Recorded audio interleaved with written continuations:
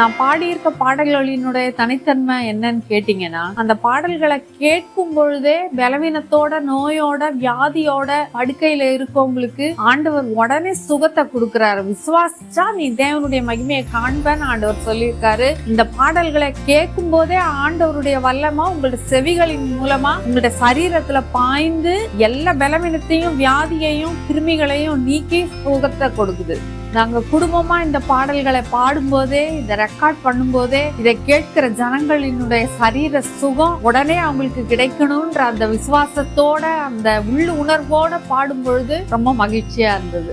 வியாதிப்பட்டவங்க, மனதுல வேதனையோட, வலியோட இருக்கிறவங்க இந்த பாட்டை கேட்கும் போதே அவங்களுக்கு ஒரு வல்லமை இந்த வார்த்தைகள்ல இருக்கிறதால ஒரு சுகம் கிடைக்கும். அவங்களுக்கு வியாதியோட இருக்கவங்க, மன வலியோட, வேதனையோட இருக்கவங்க இந்த பாட்டை கேட்கும் போதே அவங்களுடைய உள்ளத்துல ஒரு மகிழ்ச்சி உண்டாகும். ஆண்டவருடைய வல்லமையுள்ள வார்த்தைகள் அவங்க காது வழியா அவங்க இருதயத்துக்கு ரீச் ஆகும் போதே ஆண்டவருடைய தொடுதல் அவர்களுக்கு கிடைக்கும். அவங்க சுகமாவாங்க.